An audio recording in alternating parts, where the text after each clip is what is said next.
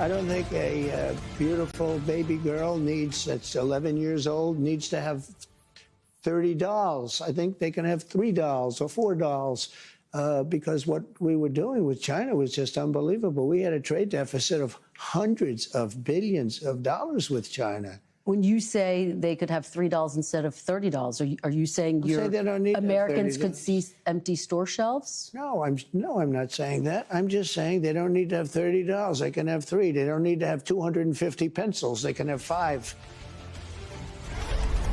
Donald Trump's war against the $30 family. Hi again, everybody. It's 5 o'clock now in New York. You heard him.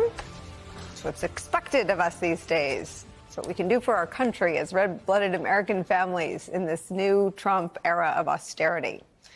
That we cut out the non-essentials, things like $30 and 250 pencils, strollers, tires. These are worthwhile sacrifices to make in Donald Trump's estimation. In his words, as the economy reorients itself, at least that's how the Trump version goes. But even as the rest of us now have to live with that and prepare to cut back on items we can no longer afford or find, and perhaps scrape by for the foreseeable future, Donald Trump's doing something very different. Very different. He's making himself much, much, much richer and more comfortable. Today, NBC News has confirmed earlier reporting from ABC News that, quote, the Trump administration is preparing to accept a super luxury Boeing 747-8 jumbo jet from the royal family of Qatar. It's a gift to be used by Trump as the new Air Force One for presidential travel until shortly before Trump leaves office, according to 4 sources familiar with the planning. Quote, 2 of the sources also confirmed that ownership of the plane will be transferred to the Trump Presidential Library Foundation once the president ends his 2nd term. I'm laughing because I try not to cry anymore. Now you might find yourself asking, can he do that? And the price of like a pizza brushes up against the upper limits of what is on the books and considered an acceptable and legal gift for any normal federal employee. Trump was quick to assert that the plane, the generous $400 million gift, the, quote, palace in the sky, comes, quote, free of charge. But for the same reason, attorneys, accountants, journalists, doctors, law enforcement, on, have restrictions on what is allowed as a gift. Democrats today are asking questions and they want answers. A number of lawmakers insist that such a lavish, unprecedented gift requires congressional approval. Senator Bernie Sanders, for instance, described the situation as, quote, farcically corrupt and, quote, blatantly unconstitutional. A senior Justice Department official telling NBC News that AG Pam Bondi approved a memo essentially providing her blessing on the legality of such a lavish gift. But we should note, Pam Bondi herself once lobbied for the government of Qatar. Remember, we have our 5 pencils, guys.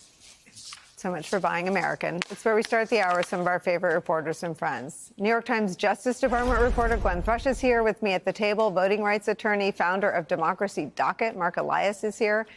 Plus, Princeton University professor, MSNBC contributor Eddie Glaude is here. Glenn Thrush, I had the privilege of working in a White House. I had the extraordinary privilege of traveling on Air Force One, and it is lavish and extraordinary as it is. It is a perfectly lavish palace in the sky right now, the one we have in America. It's also a military designation that makes it Air Force One. Air Force One isn't the plane. It's what it's called when the president is on it. So how is Qatar giving Trump an Air Force One? What does that even mean?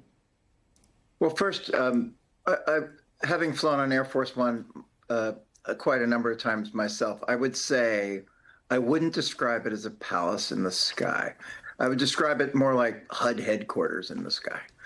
So maybe the press cabin. Let's have this debate. Well, maybe the press cabin.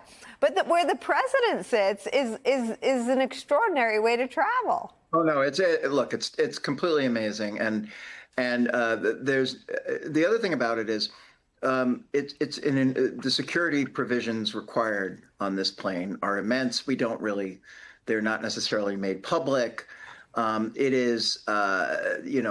It is designed essentially, as we knew from the September 11th attacks, to also serve, as you said, in the capacity of essentially being a flying White House when the situation on the ground is too dangerous for the president to be at the White House. So there are so many questions that have been answered, and Caroline Leavitt said today that a lot of stuff needed to be worked out. And like most things that the administration has done, two factors I think are clear. Number one, it came out of the West Wing and was done fairly impulsively. And secondly, there will be enormous changes to the initial report that we heard on it based on what factors happened. Bondi, what is particularly noteworthy, having covered now the Garland Justice Department versus the Bondi Justice Department, the Garland Justice Department was a paper-based institution in which they would generate opinions and they would have, to some extent, an excess of deliberation, but this would have probably gone through the Office of Legal Counsel. And there would have been a series of successive comments made on it internally before it was decided. We don't know details. We confirmed this story over the weekend, and all we were generally told is what your reporters have also reported, that Bondi was probably presented a memo and signed off on something rather than there being a significant internal deliberative process. So I think the two things that are, again, to emphasize, the two things that are very clear is we're likely to see emendations to this. The new detail today about that I believe that Trump himself revealed about this being a Defense Department thing, that wasn't part of what we had initially heard. And we're seeing all kinds of things that are moving. But the one thing that is clear is that the level of deliberation inside the Justice Department on this does not appear to have been very extensive. I don't know that I've ever shared this story publicly, but I'm going to do this. When I worked for George W. Bush, a foreign leader gave him a dog, a puppy. Gifts are like one of the most lawyered up elements. There are gift limits. There are gift ethics. Like walking the dog had to be checked with 35. Richard Painter was our ethics advisor. A million people were involved in the receipt and the handling and the care of the gift. Mrs. Bush kept the dog, but gifts are so heavily regulated, monitored, supervised. You can't give a president an airplane. No. In fact, I noticed on the last segment you had former Senator Jon Tester.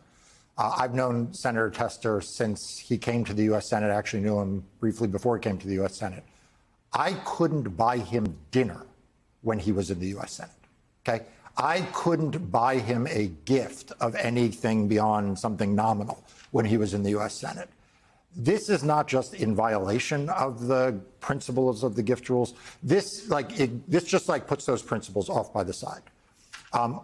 If there is one thing that the founders of our country believed, it is not just that we wouldn't have a king, but we wouldn't take gifts from kings. It's literally in the Constitution that we do not allow princes and foreign governments to give things of value to the United States or to the president. That was central to what the founders had in mind that they were worried about. That was corruption to them. That was way out of bounds to them. And this is just making a mockery of the Constitution. It is making a mockery of our judicial system. It is making a mockery of Republicans who run Congress, who are going to do nothing. Some of them will say they didn't know there was a plane. Some of them will say they haven't paid attention to the details of the plane. Some of them will allege that maybe the Emiratis know better how to build planes. There will be all kinds of made-up explanations for why they do absolutely nothing. But they are just that. They are just excuses. Well, I know irony's dead, but y'all humor me. Here are those Republicans. We have a simple question that I think an overwhelming majority of Americans have. What did the Bidens do to receive the tens of millions of dollars from our enemies around the world? The latest on the Biden crime family is the $5 million partnership between Hunter and the Communist Chinese once again, and then you trickle the money down through Hunter and multiple shell corporations, which you got to ask yourself, why do they have shell corporations? And then it ends up $40,000 for the big guy, And, as you follow the trail, all the circular trail of the money, it's just another week, another corrupt business deal. The purpose of all these companies being created is to conceal money that the Biden family has been gaining because Joe Biden has been sitting at the upper echelon of our politics for almost 5 decades. That is the entire purpose here. They have found over $10 million from China, Russia, Ukraine, and Romania funneled through the corrupt influence peddling schemes to line the pockets of the Biden crime family. The Biden crime family sold out America, and the American people have had enough. So, Glenn, if Elise was upset about quote, $10 million from China, Russia, Ukraine, and Romania, I bet she's up in arms today about $400 million from Qatar. Well, look, the other thing is the backdrop is what Pam Bondi and her associates have done within the Justice Department. The Public Integrity Unit, by my estimation, had about, and that's the unit that investigates potential issues of public corruption in conjunction with U.S. attorneys' offices around the country. In November, after the election, had roughly 30 prosecutors working there. That is down to 4. We have seen, generally speaking, a dismantling of the task forces within the National Security Division that dealt with investigating potential instances of foreign meddling in politics and in business. So this is part of a general dismantling on the part of the Justice Department of the instrumentality of investigating foreign meddling. So we're seeing those barriers dropping down very rapidly while we're seeing the President of the United States essentially getting Bondi to sign off on this deal. It is, I hate to use the term unprecedented, but it is. We haven't seen anything like this in terms of the Justice Department, both in terms of defending us against potential foreign predation and illegal activity, and this affirmative reaching out.